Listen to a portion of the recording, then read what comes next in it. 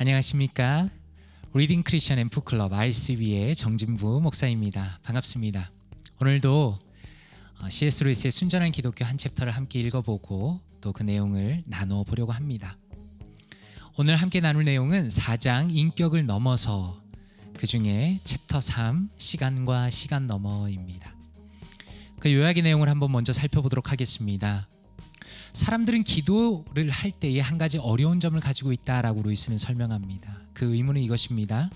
하나님께서 어떻게 수많은 사람들의 기도를 동시에 들으시는가라는 의문이 있다는 것입니다. 그런데 루이스는 이것을 설명하면서 동시에라는 말에 함정이 있다 이렇게 말합니다. 인간은 어떻습니까? 인간은 시간을 경험할 때 과거, 현재, 미래의 진행을 통해서 삶이 한순간씩 다가오게 됩니다. 그렇다면 기도를 들으시는 하나님은 어떨까요? 하나님께서는 시간에 매여 있지 않으시고 언제나 현재에 계신다는 것입니다. 그렇기 때문에 하나님은 짧은 우리가 생각하는 그런 특정 시간에 모든 기도를 들으실 필요가 없습니다. 이런 하나님에 대해서 설명하기 위해서 루이스는 한 가지 비유를 듭니다. 그것은 마치 소설가가 소설 속의 주인공의 시간에 살고 있지 않다는 것, 그리고 소설가가 경험하는 그 시간이라는 것은 소설 속에는 전혀 나타나지 않는 것과 같다 이렇게 설명합니다.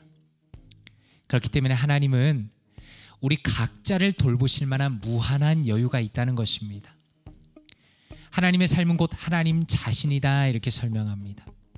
인간은 시간을 경험할 때 시간이라는 직선을 통해서 살아가지만 하나님께서는 그 직선을, 그 시간을 사방에서 품고 계시고 또 보고 계신다 이렇게 설명합니다.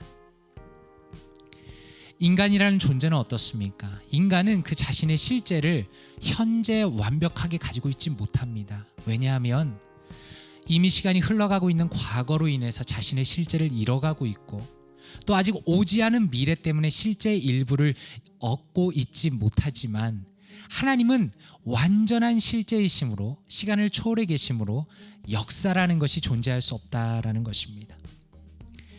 사람들은 또 이런 질문을 가진다고 설명합니다. 하나님께서 내일 내가 할 일을 알고 계신다. 아니 그렇다면 과연 나에게 자유라는 것이 존재하는가라고 생각하는 사람들도 있다는 것입니다.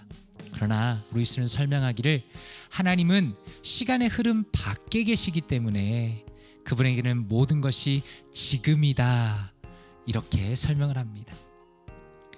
하나님의 입장에서는, 그분의 입장에서는 그 지금 그 순간에 우리가 하는 일들을 아시는 것이기 때문에 우리는 어떤 결정론에 매여 있는 것이 아니라 자유롭다라고 설명합니다. 그리고 이것은 성경이나 기독교 신조에는 없지만 현명한 그리스도인들이 계속 견지해온 개념이고, 그리고 기독교와 충돌하지 않는다는 점에서는 기독교적인 개념이다 이렇게 설명합니다.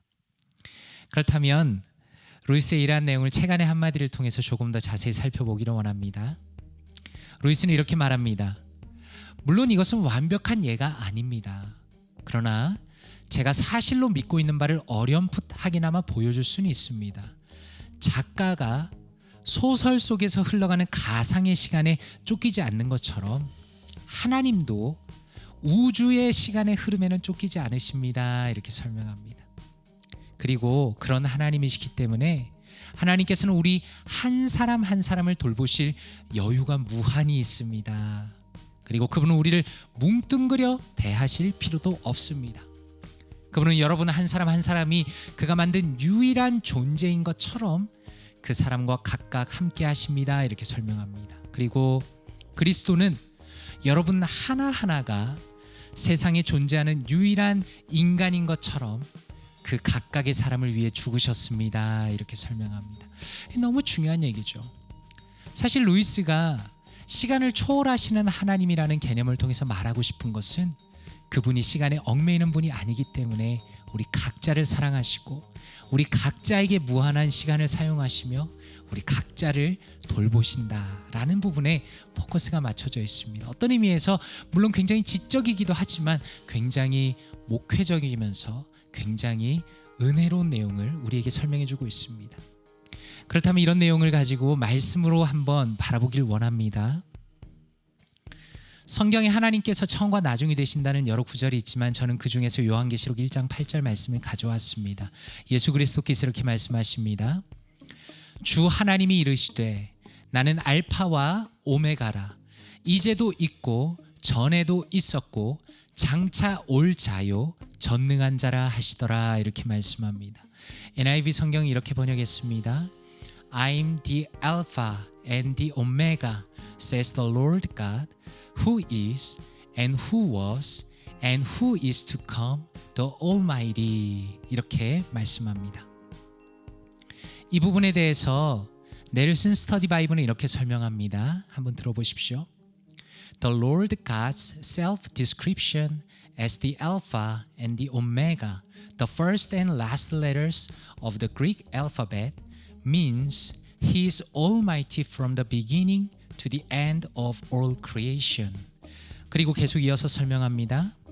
This knowledge can be a great comfort to a person who is suffering.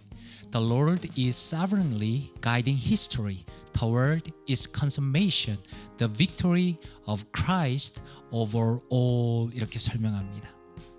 너무나 중요한 얘기죠. 무슨 의미입니까?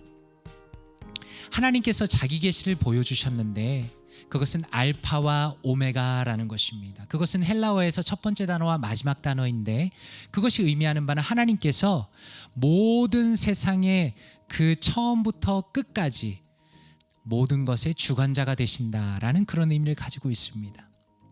그래서 이러한 지식은 어떤 위로를 주는가? 그것은 고통받고 있는 사람에게, 고통받고 있는 성도에게 하나님이 모든 것을 다스리신다라는 큰 위로를 준다라는 것입니다.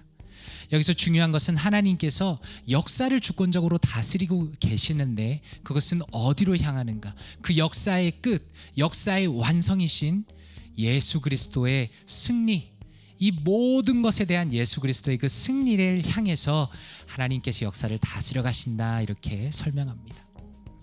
그렇다면 RCB의 관점으로 이 내용을 한번 살펴보기를 원합니다. 하나님을 어떻게 이해하는가는 한 사람의 신앙생활의 모습과 내용을 결정하는 중요한 요소라는 것을 다시 한번 깨닫게 되었습니다. 루이스가 보여주는 하나님에 대한 가장 탁월한 설명이 여기 있습니다. 그분은 우리의 시간 안에 계신 것이 아니라 우리의 시간 밖에 계신다는 것입니다. 성도님들은 어떠신지 모르겠지만 저 같은 경우는 사실 영원이라는 말, 그 말조차도 시간의 연속선 안에서 시간이 그저 쭉 이어지는 듯한 느낌으로 영원이라는 차원을 이해했던 것 같습니다. 그런데 루이스는 하나님의 존재하시는 방식에 대해서 새로운 차원의 이해를 가져다 주었습니다. 마치 앞장에서 우리가 지난번에 살펴본 것처럼 하나님께서는 3차원이라는 입체 이상의 다차원에서 존재하신다는 설명과 일맥상통하는 내용이죠. 인간의 모든 부분을 초월하시는 하나님에 대한 깊은 경외감을 가지게 합니다. 이 시간을 초월하시는 하나님이야말로 우리가 경외할 만한 분이다라는 것을 우리가 깨닫게 되고요. 또 앞으로 우리가 실제로 부활한 이후에 천국에서 경험할 어떤 시간과 또 우리의 존재가 과거와 미래 속에 얽매여서 불완전한 그것을 초월하는 우리가 누릴 온전한 기쁨과 그 완벽함에 대해서 어떤 넘치는 소망을 가지게 한다는 것입니다. 루이스가 설명한 것처럼 인간이란 존재는 완전한 실제가 될 수가 없죠. 시간 안에 들어있기 때문입니다. 그래서 우리의 관점에서는 우리의 인생이 힘들고 망가져 보입니다. 그러나 하나님은 시간 밖에 존재하시는 그 인간과 비교할 수 없는 완전한 실제이시기 때문에 그분이 온전히 보시고 또 다스리신다라고 우리는 이해할 수 있습니다. 이런 완벽한 하나님이시기 때문에 우리는 전적으로 그분을 신뢰할 수 있다는 그 믿음을 가질 수가 있죠.